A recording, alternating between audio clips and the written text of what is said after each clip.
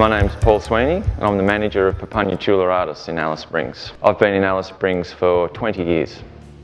The centre works in quite a unique fashion. It's owned by the artists. There are 50 individual shareholders, and on top of that figure we also work with probably an additional 20 or 30 artists, so in all probably about 80 painters altogether. The life of a painting could be pushed or pulled in a number of different directions. Some works are in production for many, many weeks. Some obviously are smaller formats that are completed much sooner than that. The works come in from the field, so we're talking a distance of about 500 to 700 kilometres west from where we are in Alice Springs. And once they're in Alice Springs, they get sorted, and that's where they could end up in a number of different places. Where the Arts Centre is based, and we have two operations on two remote communities.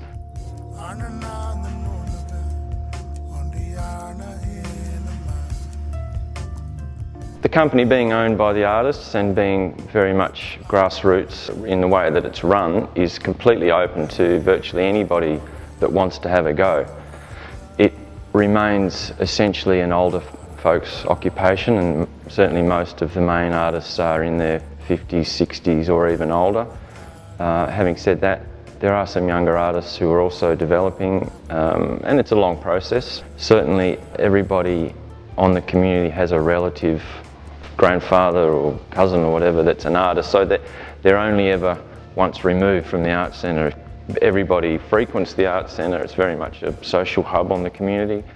People come and go all day, and you know, it sort of has to be the right time in someone's life to be able to sit down and sort of go through that process. Cultural knowledge is embedded in absolutely every picture that is produced, and that is something that is obviously not only important in terms of the passing on of that information, but it's also something that's all very appealing to people who are admirers or purchasers of the art. It has that extra layer to it. People can access through the visual gateway, if you like, a story that goes with the painting. Papunya Artists has produced documents that travel with the painting through the life of its journey, whether it's bought and kept by one person or whether it's on sold. That document travels with the painting, so the story travels with the painting. So every one of the pictures that we produce here comes with information that's collected by the field officers directly from the artist. Admirers of the art movement have really been drawn into the work for a number of reasons, not just purely its visual aesthetic, which is obviously something pretty amazing on its own, but it's that layered aspect of it.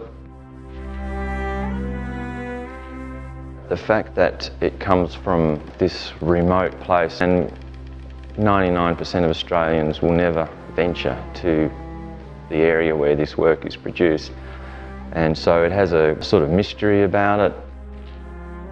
There's obviously thousands and thousands and thousands of years of stories and culture that is interwoven into these images. The work from the Western Desert is very particular in relation to the work being done in Central Australia in general. It's generally quite abstract. It's obviously very minimal in many cases. A lot of artists just working with a diachromatic palette with just two colours. The line is the powerful thing in that sense. That's where the sort of strength of those paintings lies. And I think that's the contemporariness of those images is something that is very appealing to people who are seeing it for the first time. It doesn't carry many of those regular iconographies that people associate with Indigenous art. The painters certainly do paint for a market. They are in many cases what I'd call career artists. They've been painting for some of them 30 or 40 years. So there's no doubt that it's a job, it's a profession for them. However, the I've always believed that the Western Desert people have an amazing amount of strength about their personalities, and whilst they may be painting for a market in that sense, they have refused in many ways to conform to many of the sort of nuances of the Indigenous art industry.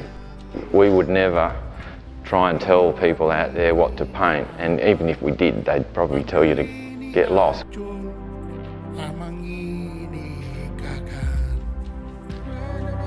The Indigenous art market's been incredibly important to the artists, to the company and to the community most of all. The ability, what it's done is provide people with the ability and the opportunity to, through their self-empowerment, to be able to direct their own lives. People's approach to money out there is obviously very different, and it's something that I probably won't ever understand myself. The way people distribute their earnings is something that perplexes non-Indigenous people and probably always will, but you just have to understand that people don't generally have our mentality when it comes to acquiring and securing their futures. People lead a very immediate lifestyle out there. It's very hand-to-mouth in many cases. People earn to provide for their families. People obviously have a great deal of obligation and commitment to not only their immediate family but their extended family. And many of the painters, being older people, take a great deal of pride in supplying and benefiting their immediate and extended families. There is very much a socio-economic, cultural clash taking place, if you like, between Western society and traditional Aboriginal culture out there, and it's all happened within our lifetime. From my perspective, I can't begin to imagine what changes they've had to sort of put up with through their lives. But what the art movement has done is provide those people with the opportunity to control their destiny.